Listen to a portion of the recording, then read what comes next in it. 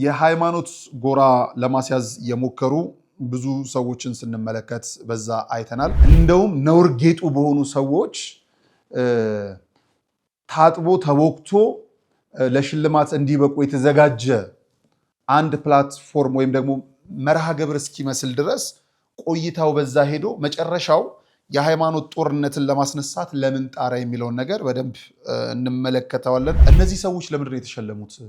ሀገርን ወዴት አድርሰው ነው? ለሀገር ምን ሰርተው ነው? ይሄ ግብረ ሰዶማዊነትን የሚመስል የጥልቁ ዓለምን የሚመስል ሲያለማምዱን የመሰሉ አለባበሶች አሉ። ኢየሱስን ግን ለሁሉም ከሸለመች በኋላ ያንሳል ያ ዋንጫ ብትወርድ ደስ ይለኝ ነበር። ለመሳለም የገባን ወጣት ነጠላ ብታለብሱት በጣም ጥሩ ነበር፣ ፎቶ ለመነሳት ከምትረባረቡ። ነውር ጌጡ የሆነን ትውልድ በአደባባይ እውቅና ተሰጥቶ ጀነራሎቿን ያልሸለመች ሀገር ቲክቶከሮቿን የምትሸልም ነው። ቆም ተብሎ መታሰብ አለበት።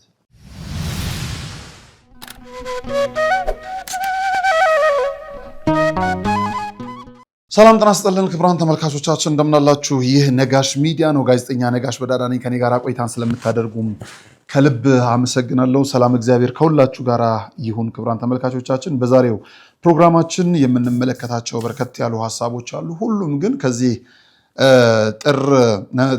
ህዳር 20 ቀን የተደረገው የዚህ የቲክቶክ አዋርድን በተመለከተ አዋርድ የምትለዋን በደንብ አስምሩልኝ ክቡራን ተመልካቾችን። ዋን እንዲሁም ርንም ድንም በደንብ ጠበቅ አድርጋችሁ እንድታነቡልኝ እፈልጋለሁ። የቲክቶክ አዋርድ የሚለውን በደንብ እሱ ላይ መነጋገር እፈልጋለሁ።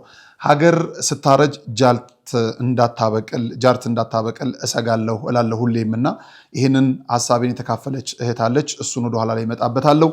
ከዛ ጋር ተያይዞ የሃይማኖት ጎራ ለማስያዝ የሞከሩ ብዙ ሰዎችን ስንመለከት በዛ አይተናል። አንዳንዶቹ አይናቸው ዛሬ የበራላቸው ይመስል ኢየሱስን ዛሬ ነው የምታውቁት የሚሉን የመጡበት ነው። በዛው ልክም ደግሞ በአግባቡ በልኩ ደግሞ ስለ ጌታችን መድኃኒታችን ኢየሱስ ክርስቶስ እንደዚሁ ሲነገርም የነበረበት ነገር ነበረና እውነት ግን ጌታችን መድኃኒታችን ኢየሱስ ክርስቶስን መንገር ተፈልጎ ነው ወይ ያ መድረክ የተዘጋጀ የሚለውንም በዋናነት አየዋለሁ። በአማኞች ወይም በወንጌላውያን የተዘጋጀ መርሃ ግብር አይደለም፣ ወይም በሃይማኖት አባቶች የተዘጋጀ መርሃ ግብር አይደለም። ያ እንደውም ነውር ጌጡ በሆኑ ሰዎች ታጥቦ ተቦክቶ ለሽልማት እንዲበቁ የተዘጋጀ አንድ ፕላትፎርም ወይም ደግሞ መርሃ ግብር እስኪመስል ድረስ ቆይታው በዛ ሄዶ መጨረሻው የሃይማኖት ጦርነትን ለማስነሳት ለምን ጣራ የሚለውን ነገር በደንብ እንመለከተዋለን፣ እንመለስበታለን ማለት ነው። ከዛ ባለፈ ደግሞ ሽልማቱን በደንብ ሲወስድ የነበረ አዶናይ፣ እሱም በተመለከተም በደንብ የምንላችሁ ጉዳይ ይኖራል። ከሽልማቱ በኋላ አክሱም ጽዮን ሄዷል። አክሱም ጽዮን ለምን ሄደ? እነዚህና ሌሎች ነገሮችን በደንብ እየተመለከትን እስቲ ሰከን ባለ ሁኔታ እያየነው የምንቆይ ይሆናል ማለት ነው። የሙታንሳ ማር ቅዱስ ሚካኤል አንድነት ገዳም የአባቶቻችን መልእክት፣ እንደዚሁ ደግሞ የአንጎለላ ጽርሐ አርያም ሰሚነሽ ኪዳነ ምሕረትን ጥሪ ሰምተን ከተመለስን በኋላ እነዚህን ጉዳዮች በደንብ እንመለከታቸዋለን። ሰላም እግዚአብሔር ከሁላችን ጋር ይሁን። መልካም ጊዜ።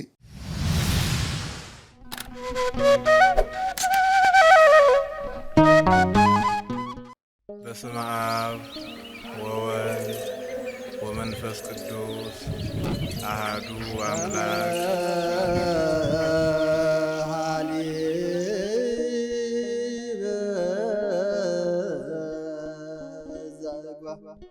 ይህ ጾም የእግዚአብሔርን ሰው መሆን ሲጠባበቁ የኖሩት የነቢያት ትንቢትና ጸሎት በጌታችን መወለድ ፍጻሜ ያገኘበት ወቅት በመሆኑ ጾመ ነቢያት እንዲሁም የሐዋርያትን ጸሎት አስበን ጾመ ሐዋርያት ብለን የተዋህዶ ልጆች ከሐዋርያትና ከነቢያት ጋር አብረን እንጾማለን።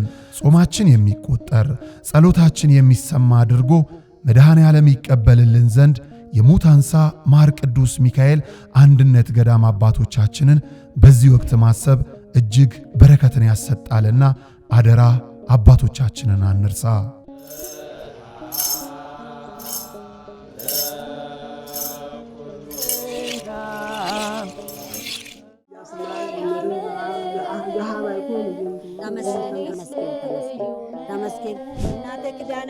ለድካማችሁ ረፍትን የምትናፍቁ ለህመማችሁ መድኃኒት ፍለጋ የምትባዝኑ ተፈውሳችሁ ለመመለስ ወደ አንጎለላ ጽራሪያም ሰሚነሽ ኪዳነ ምሕረት ኑ። በፈዋሽ ጸበሏ ተጠምቀን በእምነት በረከቷ ተሞልተን ደግሞ እንደ መላእክቱ በዝማሬ በምስጋና ደጇን ተሳልመን እንመለሳለን። ስለ ጉዞ በፍጹም እንዳታስቡ። ዘወትር ቅዳሜና እሁድ ከሌሊቱ 11 ሰዓት ጀምሮ መገናኛ ደራርቱ ሕንጻ ፊት ለፊት ወስዶ የሚመልስ በርካታ ባሶችን አቁመን እንጠብቆታለን። ለበለጠ መረጃ ከታች ባሉት የገዳሙ የጉዞ ስልክ ቁጥሮች ይደውሉ። መባ ስጦታችሁን ለመላክ ደግሞ የገዳሙን የባንክ አካውንቶች ይጠቀሙ።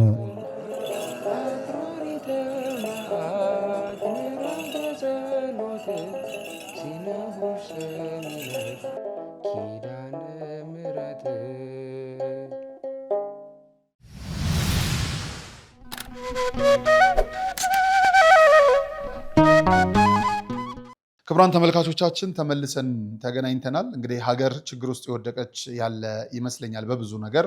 የቲክቶክ አዋርድ ሽልማት እንግዲህ ሲደረግ ነበረ። እነዚህ ሰዎች ለምንድን ነው የተሸለሙት?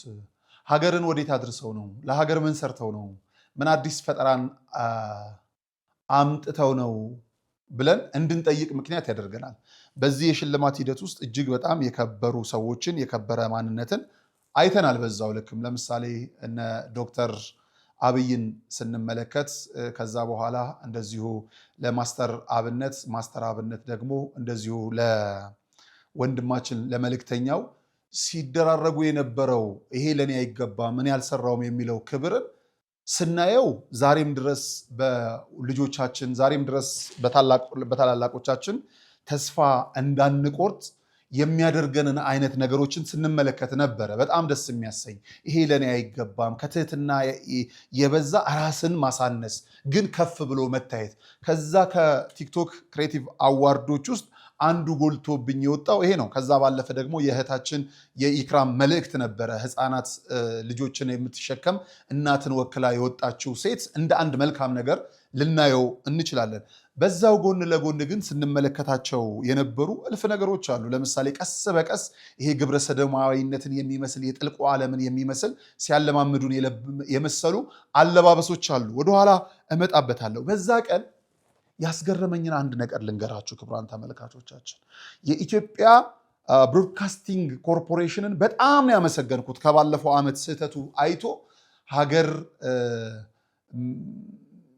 ጀነራል ሆነው የሞቱላትን እያሳደደች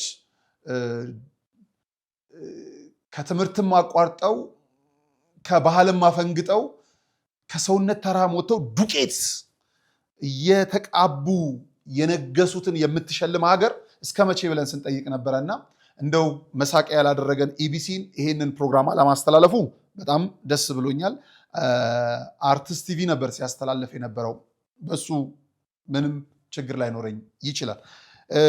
በጣም የገረመኝ አንድ ነገር አርቲስት ቲቪ እያስተላለፈ የዩቲዩብ ገጹ ስንመለከት ነበረ። ወደ 60 ሺህ የሚደርሱ ተመልካቾች ነበሩት። የሆነ ጊዜ ላይ ከ40 እስከ 60 50 ሺህ ድረስ የሚጠጉ ነበረና ምን ያህል የወጣቶችን ቀልብ የወጣቶችን ብቻ ሳይሆንም እንደኛ አይነት ያሉ ጎልማሶችንም ቀልብ አረጋውያንንም ጭምር ወቅቱ እንደያዘ ማሳያ ነው። በዛው ልክ ደግሞ የሀገር መሪ በሁሉም መንግስታዊ የሚዲያ ቻናሎች ክቡር ጠቅላይ ሚኒስትር የመንግስታቸውን ሹመኞች ሰብስበው ስልጠና የሚሰጡበትን ማብራሪያ እየሰጡ ነበር። በጣም ነው ያዘንኩት፣ በጣም ነው የገረመኝና የትኛው ነው ሀገር የሚገነባው ለእኔ ጥያቄ ነው። አሁን ግራ ስለገባኝ ነው። እና 60 ሺህ የሚደርስ የዩቲዩብ ተመልካች የቲክቶክ ክሬቲቭ አዋርድን ሲመለከት ነበር። በጣም በሚያሳፍር መልኩ አንድ ጊዜ ላይ ፋና ላይ ስገባ የተመለከትኩት ተመልካች በጣም አስጨንቆኛል፣ አስደንቆኛል። ለአብነት በጣም ካስደነገጠኝ ይሄኛውን አንድ ተመልካች ይላል። ወርዶ አንድ የመጣበት ጊዜ ስክሪንሻት የተደረገ ነው እንጂ አንድ ተመልካች የሚል ሀሳብ አይመስለኝም። ይሄ እንደ ቀልድ የምናልፈው አይደለም ክቡራን ተመልካቾቻችን። አንድ ተመልካች ነው የሚለው። ቁጭ ብለን የምንነጋገርበት ቁጭ ብለን የምንወያይበት ጊዜ ነገሮች እርስ በርሳቸው የተላለፉበት እንደሆነ የሚያሳይ ነው። በዛን ዕለት በኦርቶዶክሳዊ መርሃ ግብር ለዋልድባ አባቶች በሁሉም ኦርቶዶክሳዊ ሚዲያዎች ገቢ ማሰባሰቢያን እያሰባሰብን ነበር። ስንመለከት የነበረው ወይም ስትመለከቱ የነበረው ሰው የሚያሳዝን ነው፣ የሚያስገርም ነው።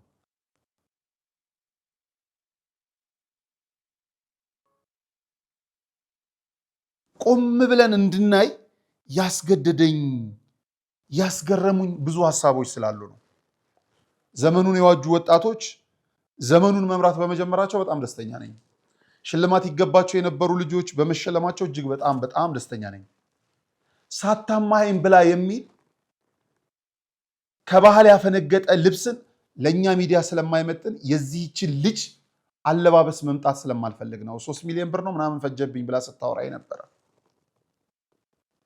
እንዴት ሰው በራሱ ገላ እንኳን አያፍርም? እኔ በሰው አፍሬያለሁ፣ በሷ አፍሬያለሁ። እንዴት ሰው ስለ ቤተሰቡ አይጨነቅም?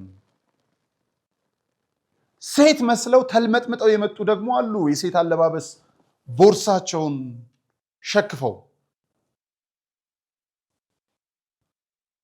ጎበዝ፣ ወዴት እየሄድን ነው? ቆም ብለን ማየት፣ ቆም ብለን መነጋገር ያለብን ጊዜ ላይ ይመስለኛል። እኔ ያስገረመኝ ምናልባት ሀገርን እየመሩ ያሉ ሰዎች እንኳን በዛን ሰዓት እያዩ ያሉት የሀገሪቱ መሪን ፕሬዘንቴሽን አይመስለኝም። የሆነ የግንኙነት መተላለፍ ያለ ይመስለኛል። እንግዲህ ሽልማቱ ሲጀመር ብሩክ ኒውስ የቀራኔው ንጉሥ ጌታችን መድኃኒታችን ኢየሱስ ክርስቶስን አመሰግናለሁ በሚል ከእውነተኛ ልብ የመነጨ ምስጋና አቀረበ በመድረኩ ላይ። ስለዚህ ማንኛውም ሰው ሽልማትን ሲወስድ በመጀመሪያ ሊያመሰግን የሚችለው አምላኩን ነው። ምንም ጥርጥር የለው። ከዛ በጣም የምንወዳት እህታችን ማስተዋል ደግሞ ወጣች። ለሁላችሁም ሽልማት አለኝ ብላ ኢየሱስን ተሸለሙ አለች። ቀራራል። ምንም ሊልም የሚችል ነገር የለም። በጣም እኔ ግን የገረመኝ ኢየሱስን ከሸለመች በኋላ ዋንጫ መሸለም አልነበረባትም ነው ባየኔ። ማለት ለህዝቡ ዋንጫውን ለአንድ ሰው ነው ልትሸልም የወጣችው። ኢየሱስን ግን ለሁሉም ከሸለመች በኋላ ያንሳል ያ ዋንጫ ብትወርድ ደስ ይለኝ ነበር። ምንድነው ያለ ቦታው መገኘት። ኢየሱስ በሁሉ ቦታ ይሰበካል፣ ምንም ጥርጥር የለውም፣ በሁሉ ቦታ። ነገሮች ግን አገባብ አላቸው። ሁሉ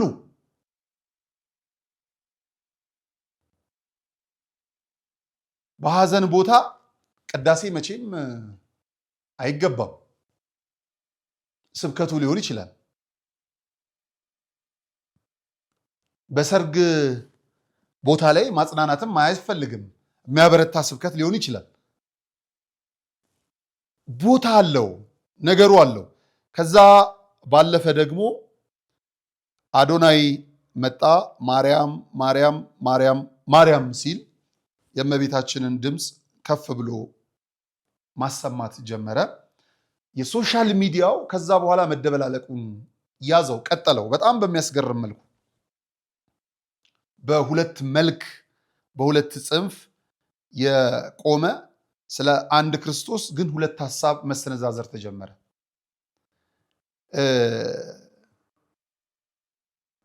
ረጋ ተብለው ከተሰጡ ስሜቶች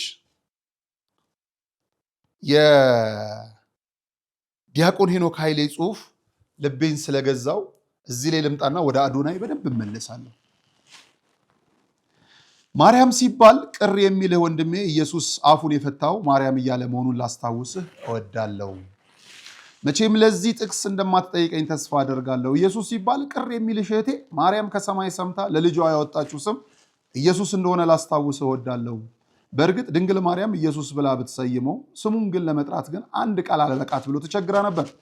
ገና በሆዷ ውስጥ እያለ ወደ እርሱ ስትጸልይ ነፍሴ ጌታን ታከብረዋለች፣ መንፈሴም በአምላኬና በመድኃኒቴ ሐሴት ታደርጋለች ስትል ሰማናት። ልጇ ከሆዷ ሳይወጣ ከልጇ ጋር ንግግር የጀመረች እንዴት ያለች እናት ናት! ወደ ሆዷ ራሷን ዘንበል አድርጋ ጌታዬ አምላኬ መድኃኒቴ እያለች የምትጠራ እናት አይታችሁ ታውቁ ይሆን? በሆዷ ውስጥ ዙፋኑን ለዘረጋው ንጉሥ ጸሎት የምታሰማ እናት እንደምን ያለች እናት ናት! ከወለደችው በኋላስ ማን ብላ ጠርታው ይሆን? ገና ሕፃን ሳለ ምን ብላ አቅፋ አስተኝታው ይሆን? ምን ብላስ መገበችው? የልደት መዝሙሩን እሹሩሩ ብሎ የሰየመው ቅዱስ ኤፍሬም ድንግል ማርያም ልጇን ምን እያለች ታስተኛ ይሆን ብሎ በእርሷ ቦታ ይጨነቃል። በእርሷ አንደበት ሆኖ እንዲህ ሲል ወደ ልጇ ይዘምራል። አንተ ምንጭ ሆይ ለአንተ ለማጠጣት የጡቶቹን ምንጭ እንዴት ልከፍታቸው ይቻለኛል? ሁሉን ከገበታ የምትመግብ ሆይ እኔ አንተን ልመግብህ እንዴት ይቻለኛል? የክብርህን ነጸብራቅ የተጎናጸፍከው ሆይ እንደምን በጨርቅ ልጠቀልልህ እችላለሁ? ለአንተ እንዴት ያለ የማባበል ዜማ ላዜምልህ እችላለሁ? እንደ ማንኛውም ሕፃን ለአንተ ሹሩሩ ብዬ እንዳልዘምርልህ እንደ ማንኛውም ሰው ተራ ልደትህን የተወለድህ አይደለህም። ጽንሰትህ አዲስ ነው፣ ልደትህም ተአምር ነው። በመንፈስ ካልሆነ ለአንተ ሊዘምር የሚችል ማን ነው?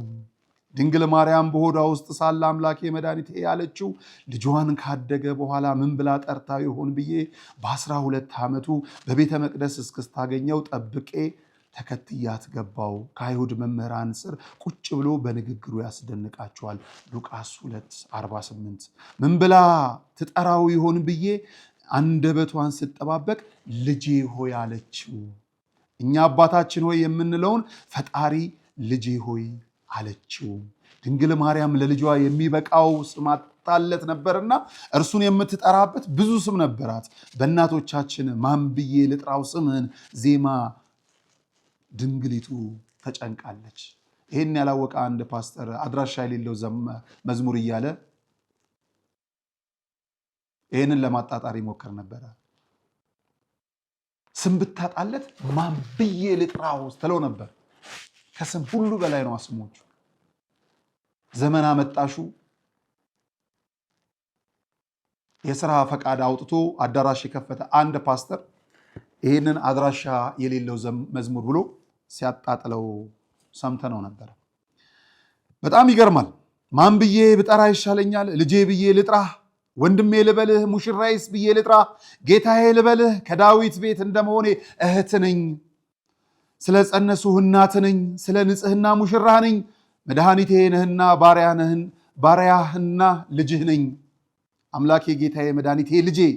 ማርያምና ኢየሱስ የሚሉት ስሞች ወንጌላውያን ሁለት ጎራ ይዘው የተጣሉባቸው ሳይሆኑ በምናከብረው ወንጌል ላይ አብረው የተጻፉ ስሞች ናቸው። ኢየሱስ የሚለው ስም ከድንግል ማርያም አፍ በፍቅር የሚፈስጥ ስም ነበረ። ማርያም የሚለው ስም ደግሞ ኢየሱስ ከሰው ልጆች ሁሉ በላይ በእናት ፍቅር ሆኖ የጠራው ጥዑም ስም ነው። የልጇ ስም ሲጠራ የምታዝን ማርያም፣ የእናቱ ስም ሲጠራ የሚያናድድ ኢየሱስም የለም። ዲያቆን ሄኖክ ኃይሌ ህዳር ጽዮን 2018። ይሄንኑ ነው አዶናይ የደገመው። ምን አለ? እስቲ እንስማው። ማርያም ማርያም ማርያም ማርያም ማርያም ማርያም ስሟን ቪዲዮዬን ከተመለከታችሁ ማርያምን ሳልል ተናግሬ አላቅም። ሁሌም ላይ ያለች ነው የምናገረው። እቆምላታለሁ። እሷ ነች እዚህ ደረጃ ያዘችኝ። ማርያም እላለሁ ሁሌም።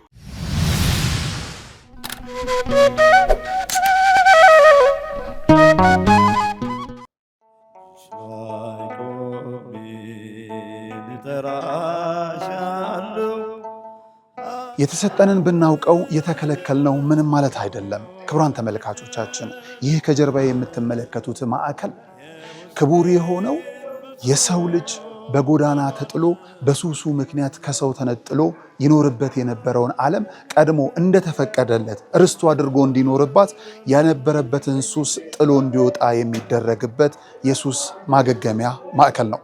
ልጆቻችን፣ ወላጆቻችን፣ ጓደኞቻችንም ጭምር በዚህ ሰዓት የት ናቸው ብለን ስናስብ በአእምሮ ህመም የሚሰቃዩ ባልባሌ ሱሶች ውስጥ ወድቀው ትላንት ከነበሩበት ከፍታ ዝቅ ብለው የሚታዩ ነገ ወደ ነበሩበት የሚመለሱ ስለመሆናቸው እርግጠኛ ይሁኑ። ምክንያቱም በዚህ ማዕከል ሁሉ ተችሏልና።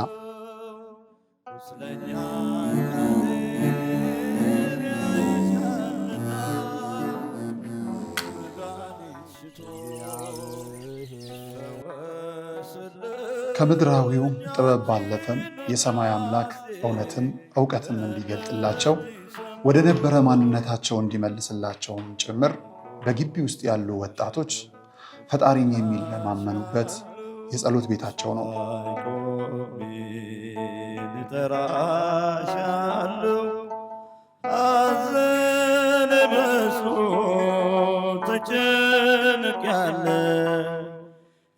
የውስጤን ብሶት ለማልነግር ደጋፊ የለኝ ካንቺ በቀር።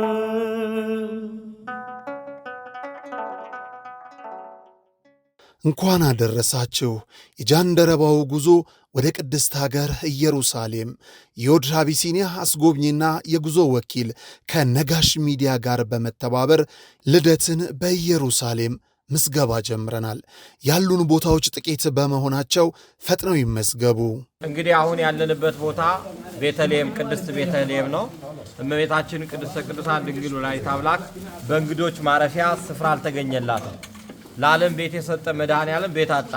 በእንስሳት መካከል አድግና ላም ትንፋሽ እየገበሩበት የኔና የናንተ አምላክ የኔና የናንተ ፈጣሪ በዚህ ስፍራ ላይ ተወለደ ማለት ነው። በኢትዮጵያዊ መስተንግዶ ዮድ አቢሲኒያ፣ ለበረራው ደግሞ የኢትዮጵያ አየር መንገድን ይዘን ቅድስት ሀገር ኢየሩሳሌምን አሳልመን እንመልሶታለን። ያሉን ቦታዎች ጥቂት በመሆናቸው ፈጥነው ይመዝገቡ። የዘንድሮውን ልደት በኢየሩሳሌም እንዳያመልጦ።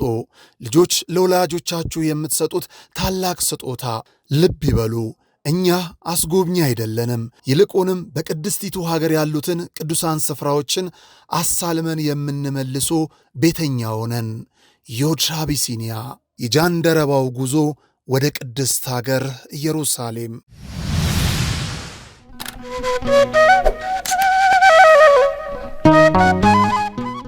እንግዲህ ወንድማችሁ ልጃችን አዶናይ ማርያም ሲል የተናገረው እህታችንም ልጃችንም ማስተዋልም ኢየሱስ ስትል የገለጠችው እናትና ልጆች ናቸው። ግን እናቱን ጥለን ልጁን ብቻ እናነሳም ነው። ምክንያቱም ማንም ልጅ እናቱን ሲጥሉበት ስለማይወድ ማለት ነው። ልጁ ያከበራትን እናቷን ነው የጠራ ነው። ሌላ ምንም ታምር የለው። ስለዚህ በዚህ መዝጋት ይቻላል። ግን እንዲህ አይነት ስብከቶች ቦታ ቢኖራቸው ደስ ይለኛል። ስለምን ሲባል ምድራዊ ሕግም ስላለ ሰው የማይፈልገውን ነገር ያለ መስማት መብት አለው። በእስልምና ቤተ እምነት ውስጥ ያሉ አሉ፣ በሌላ ቤተ እምነት ውስጥ ያሉ አሉ። ይህንን ለመስማት ፍላጎት ላይኖራቸው ይችላል፣ ግዳጅም ላይኖርባቸው ይችላል። መድረኩን ስላላገኙት እንጂ እነሱም የሚሰብኩት ሊኖር ይችላልና አብሮ ለመቻቻልም ሲባል እንደው ወንጌልን ብቻ የምትሉ ሰዎች ሕገ መንግስቱንም እንደው በናጠናው ጥሩ ነው። ከዛ ባለፈ ግን ማንኛውም ሰው ለተሰጠው ሽልማት የሚያመልከውን አምላኩን ማመስገን አለበት። ምንም ችግር የለው። የቀራንዮ ንጉሥ ኢየሱስ ክርስቶስ ብሎ ብሩክ ምስጋናን ሲያቀርብ ማርያም ብሎ ምስጋና ሲያቀርብ ተሸላሚ ስለሆነ ደግሞ ከዛም ባለፈ ደግሞ ስርዓት አለው። ሸላሚዎችም ደግሞ ታዝበናቸዋል። ኑ ውጡ፣ ስም ጥሩ ነው እንጂ የተባላችሁት ሌሎች መልእክት አስተላልፉም አልተባባላችሁም። አንዳንዱ መድረክ ላይ የመቆየት ፍላጎት ያለው ሲቀበጣጥር አይተናል። በብዙ ነገር እንደ ተራ ፕሮግራምም አይጠበቅም። ትገልጣለህ፣ የተጻፈ ነገር ነው፣ ታነባለህ፣ ትመጣለህ። ብዙ የማይመቹ ነገሮች አሉ። ከዛ ባለፈ ወንድማችን አዶናይ ወደ አክሱም ጽዮን ሄደ። ያንን ቪዲዮ ተመልክተን እንመለስ። እዚህ ጋር አዶናይ ለወቀሳ የተዳረገባቸው ነገሮችም አሉ። እኛም እንደ ወንድም የምንነግረው ቤተ ክህነት ውስጥ ያላችሁም እንደ ስራ የምትጀምሩት ነገር ተመልከቱ። አዶናይ በጣም ያስገረመኝ ያስደነቀኝ ነገር ለምስጋና ምናልባትም ሰው በዛን ሌሊት መሸታ ቤቱ ውስጥ ምን ውስጥ ያሳልፍ ይሆናል ሰለብሬት ለማድረግ ይሄ ልጅ ግን ሌሊቱን ተጉዞ አክሱም ጽዮን ደረሰና ለመሳለም ለምስጋና መምጣቱ ጥሩ ሆኖ ሳሉ የስርዓት ጥሰቶች ግን ነበሩ። በእነዚህ ደግሞ መነጋገር መቻል አለብን። እንመልከት፣ ከመልካሙን ጀምር። የኔ አባት እሺ መተናል። ሳንተኛ ወዲያውኑ ከነ ሶፌ ነው የመጣሁት የታባቱ። እሺ አንዴ ቤተክርስቲያን ባሙ ሐንሻ እሺ ሰላም አለን ቴንክ ዩ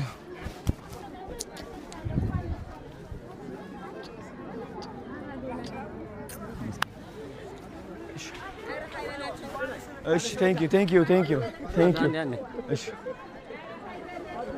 እሺ ደሞ ሐንሻ ክጽል ሐንሻ ከመስግን አንዴ ላመስግን አንዴ እሺ አንዴ ሃይ። እንግዲህ ቪዲዮውን እያያችሁት እኛ ሐሳባችን እንቀጥል። ልጃችሁ ወንድማችን አዶናይ አክሱም ጽዮን ለምስጋና ሄዷል። እንኳን መብርሃን ረዳችህ። ጥሩ ነገር ነው። በጣም የገረመኝ ነገር ለምስጋና ነው የመጣው ይሄ ልጅ። ልክ እንዳለው ልብስ እንኳን አልቀየርኩም። እንዴት ያለ መታደል ነው! ግን ቤተክርስቲያን ውስጥ ያላችሁ ሰዎች ከአዶናይ እመብርሃን ግቢ ነው ያላችሁት። እናንተ ልትሳለሙት የሄዳችሁትን ታቦት ለመሳለም እየመጣ ያለን ሰው ከጸሎቱ ማስተጓጎል አንደኛ ስርዓትም አይደለም። በትግረኛ አንዴ ልሳለም እያለ ይጠይቃችኋል። አንዴ ልሳለም። እንዲህ አይነት ኦርቶዶክሳዊ ስርዓት ከየት እንደመጣ አላውቅም። እንዲህ አይነት ምናልባት እንዲህ እየመጣ ከርቀት እየመጣ መሆኑን እየተናገረ ባለበት ሰዓት ለመሳለም የገባን ወጣት ነጠላ ብታለብሱት በጣም ጥሩ ነበር፣ ፎቶ ለመነሳት ከምትረባረቡ። በደንብ ጠልቄ እዚህ ውስጥ ብናገር በጣም ደስ ይለኝ ነበር፣ ብዙ ስርዓቶች። ከዛም ወንድማችን በቤተ መቅደስ አሁንም የምታዩት ነጠላ አልለበሰም። ተመስገን ቴንክ ዩ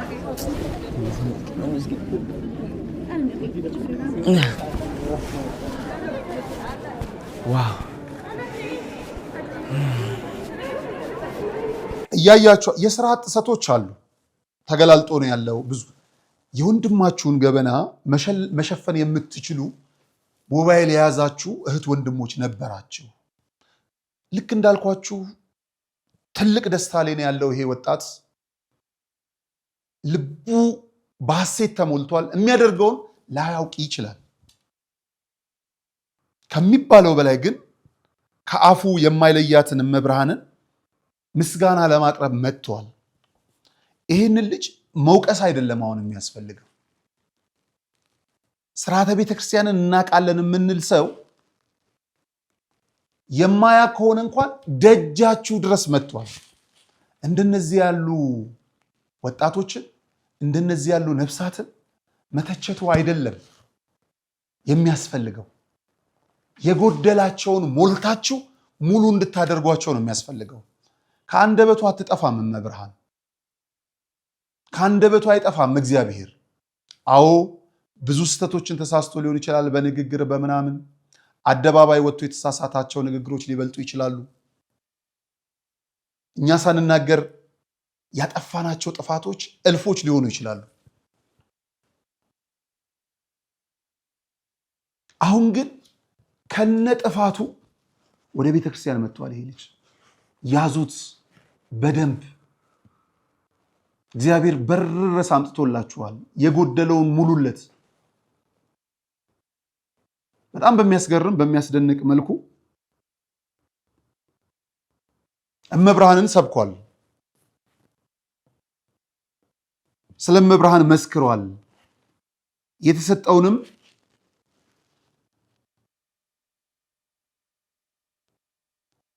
ለመስጠት ለምስጋና መጥተዋል። ግን አወዳደቁ እንዳይከፋ በቅርብ ያላችሁ ሰዎች አግዙት። መታበይ እንዳይጀምር፣ መጥፋት እንዳይጀምር፣ መውደቅ እንዳይጀምር፣ መወደድ እንዳያሰናክለው፣ እውቅና እንዳያጠፋው። ምክንያቱም አንድ ዜጋ ነው። ያጠፋቸውን ጥፋቶች እንዲያርማቸው አጠገቡ ያላችሁ ሰዎች ምከሩት። አርቲስት ቲቪ ላይ የተናገረው ነገር አልተመቸኝም፣ ቶታሊ አልተመቸኝም። ስሙት። ከአዶናይ የምንጠብቀው ነገር እግዚአብሔር ይህ ቲክቶክ አዋርድ ያመጣልኝ መልእክቴን እንዳስተላልፍ ነው። እኔ ኢትዮጵያን አንድ አድርጋታለሁ። አዶናይ ነኝ። ብዙዎች ኢትዮጵያን አንድ የሚያደርጋት ይህ ቴዎድሮስ ሲሆን ወይ ከሰሜን የመጣ እያሉ ነበር። እንጃ እሱ ነኝ አይደለሁኝም አላውቅም። ግን ከ4 ዓመት በፊት ጀምሮ ኢትዮጵያን አንድ የማድረግ ህልምና ዓላማ ነበረኝ። አሁንም ወደዛ እየገሰገስኩኝ ያለው ከባድ ነው። አሁን ከአነቃቂ ተናጋሪነት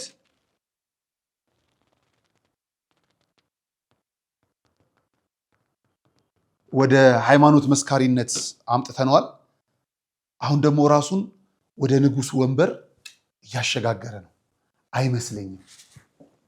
አይመስለኝም፣ ግድ የለም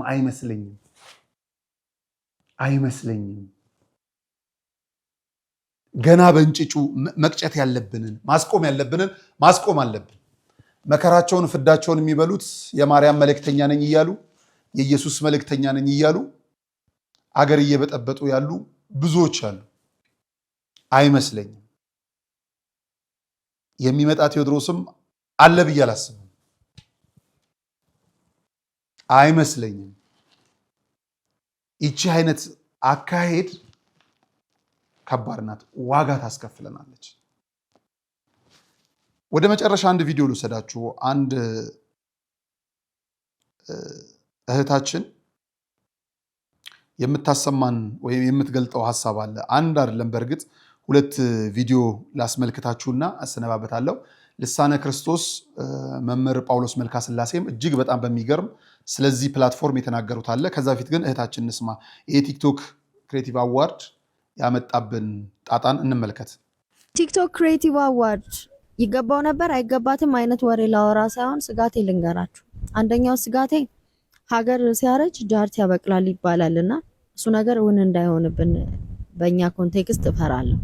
ሁለተኛ ትምህርት ጠል የሆነ ጀነሬሽን እየተነሳ እንደሆነ እያየው ነው። ምክንያቱም በማርም ያው 4000 ብር 5000 ብር ደሞዝ ለማግኘት ከዚህ ኢንፍሉዌንሰር ሆኜ ጎዳና ላይ ብጮ ብዙ ቪው ይኖረኛል፣ ዊርድ ነገር አድርጌ ተመልካች ይኖረኛል፣ ደን ፕሮሞሽን ይመጣል፣ ሀብታም ሆናለሁ ይላል። ያልገባን ነገር ሀብታም ሊኮን ይችላል፣ ግን ሀብትን እንኳ ሰስቴን ለማድረግ ለማቆየት ካራክተር ይፈልጋል፣ ዲሲፕሊን ይጠይቃል። ዲሲፕሊን የሌለው ሀብት ያጠፋል ነው የምላችሁ። ሲቀጥል የትኛውም ሲቪላይዜሽን በትምህርት ነው። አርኪቴክቸር ያስፈልጋል፣ ሜዲሲን ያስፈልጋል፣ አንትሮፖሎጂ ያስፈልጋል፣ ሳይኮሎጂ ያስፈልጋል፣ ጆርናሊዝም ያስፈልጋል፣ ብቻ ሙያ ያስፈልጋል። ሙያ ደግሞ ትምህርት ይጠይቃል፣ የአመታት ልፋት ይጠይቃል።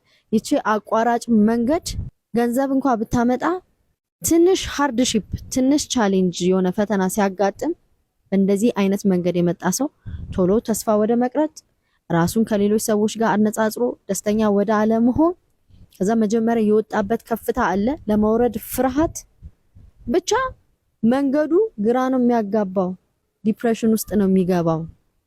እነ ቻይና ቲክቶክን ክሬት አድርገው ለዜጎቻቸው ግን ፊልተር እያደረጉ ነው እየሰጡ ያሉት። ጭራሽ እንደውም ፕሮፌሽናል ያልሆነ ቲክቶክ አይሰራም የዲግሪ ወረቀት አምጡ ኳሊፋይድ መሆናችሁ ለምትሰሩት ነገር እያሉ ነው። ምክንያቱም እነሱ ለትውልዳቸው ያስባሉ። ስልጣኔያቸው በምን እንደመጣ ያውቃሉ። በሃርድ ወርክ በዲሲፕሊን ነው በትምህርት ነው። እኛ ያለን ፈተና ያለን መከራ የፋይናንሻል ክራይሲሱ ድህነቱ እንዳለ ሆኖ ሌላ ተጨማሪ ደግሞ ሌላ በሽታ ድክም ያለ ትውልድ እየመጣ ነው የምላችሁ።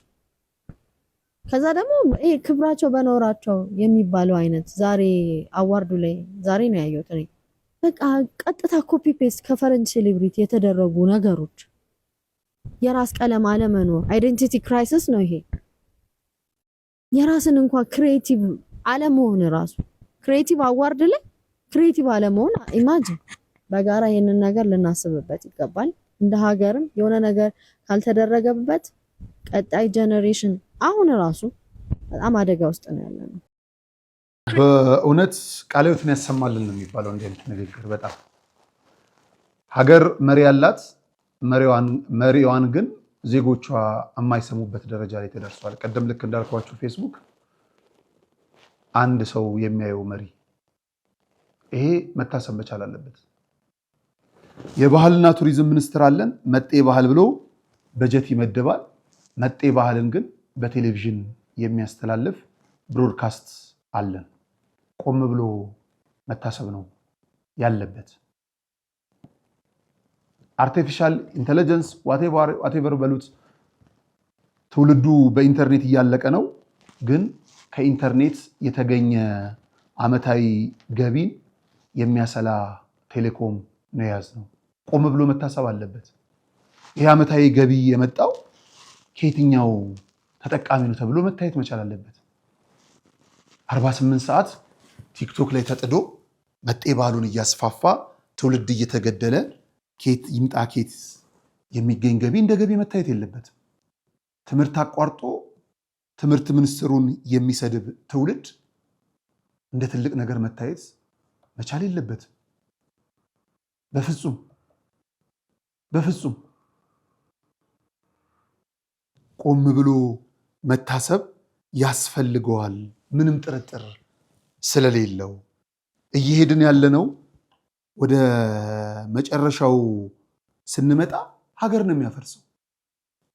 በየትኛውም ሁኔታ መሪ ሲናገር መደመጥ መቻል አለበት። ገቢ ሲገኝ ከየት ነው ተብሎ መረጋገጥ አለበት። ትውልድ ሲሞት ለምን ተብሎ የሚጠይቅ መኖር አለበት። ይሄ ነገር በጣም አሳሳቢ ነው።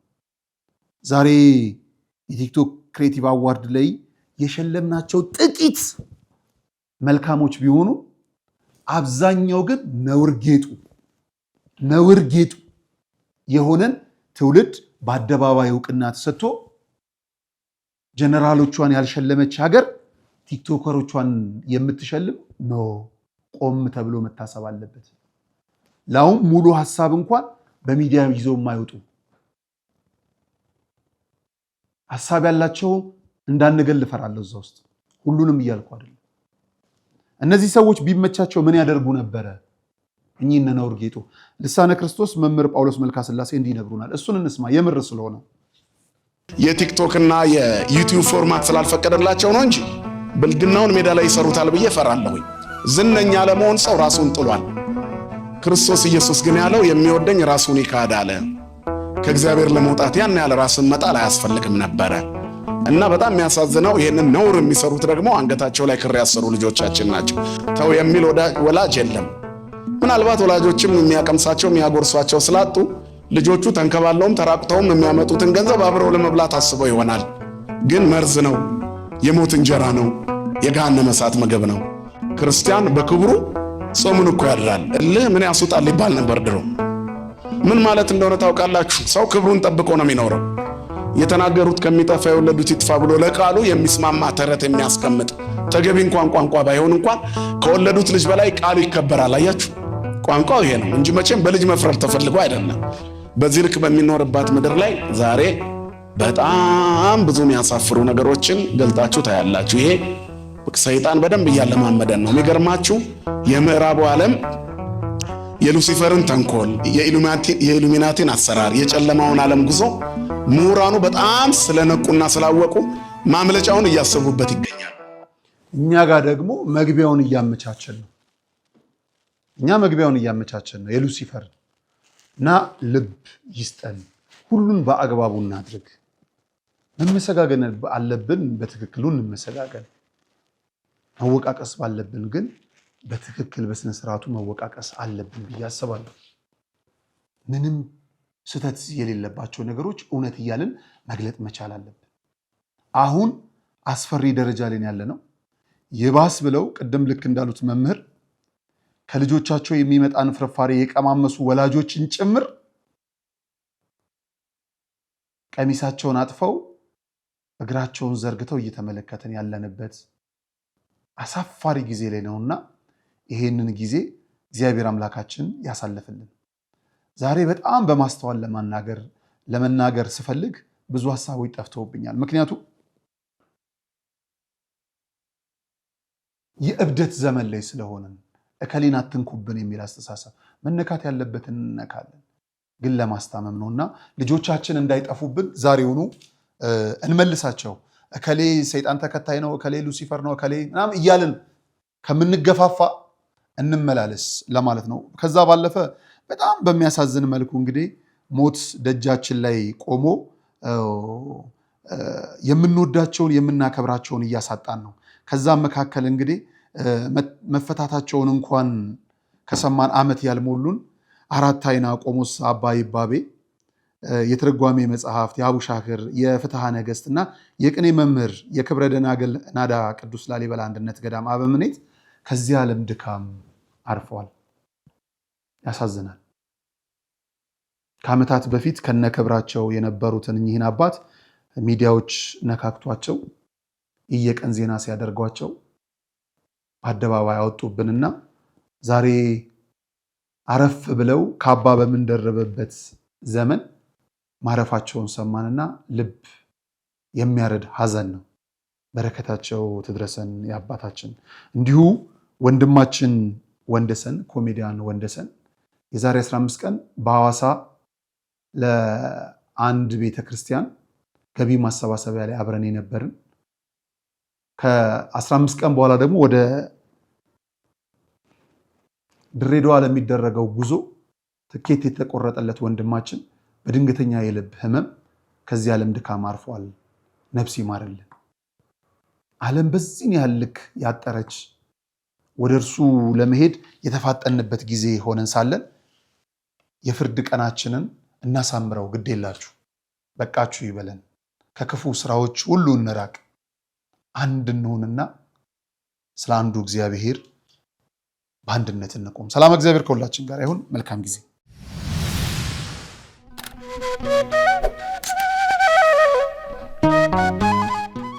በስመ አብ ወወልድ ወመንፈስ ቅዱስ አሐዱ አምላክ።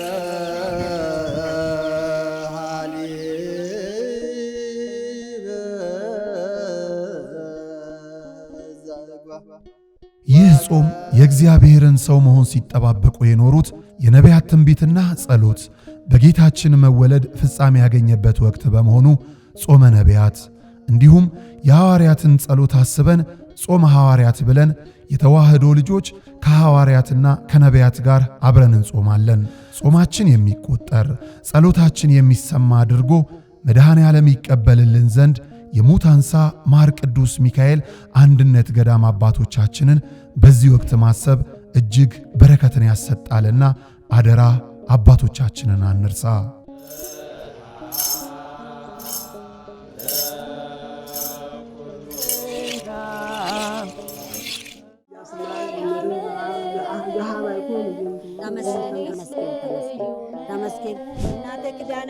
ለድካማችሁ ረፍትን የምትናፍቁ ለሕመማችሁ መድኃኒት ፍለጋ የምትባዝኑ ተፈውሳችሁ ለመመለስ ወደ አንጎለላ ጽራርያም ሰሚነሽ ኪዳነ ምሕረት ኑ።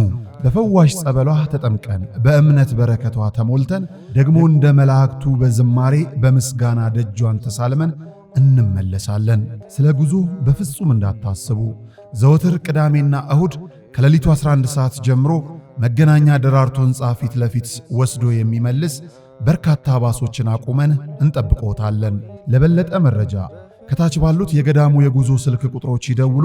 መባ ስጦታችሁን ለመላክ ደግሞ የገዳሙን የባንክ አካውንቶች ይጠቀሙ።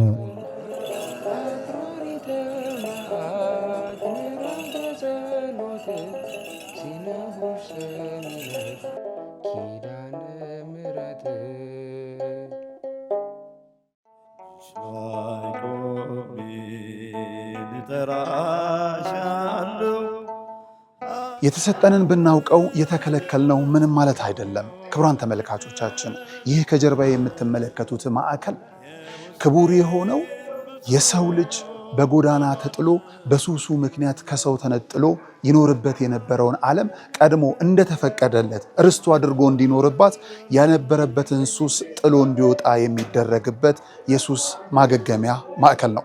ልጆቻችን፣ ወላጆቻችን ጓደኞቻችንም ጭምር በዚህ ሰዓት የት ናቸው ብለን ስናስብ በአእምሮ ህመም የሚሰቃዩ ባልባሌ ሱሶች ውስጥ ወድቀው ትላንት ከነበሩበት ከፍታ ዝቅ ብለው የሚታዩ ነገ ወደ ነበሩበት የሚመለሱ ስለመሆናቸው እርግጠኛ ይሁኑ።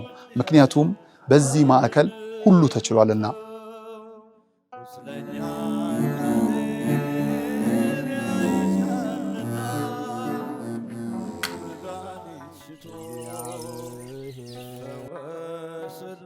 ከምድራዊው ጥበብ ባለፈም የሰማይ አምላክ እውነትም ዕውቀትም እንዲገልጥላቸው ወደ ነበረ ማንነታቸው እንዲመልስላቸውም ጭምር በግቢ ውስጥ ያሉ ወጣቶች ፈጣሪን የሚለማመኑበት የጸሎት ቤታቸው ነው።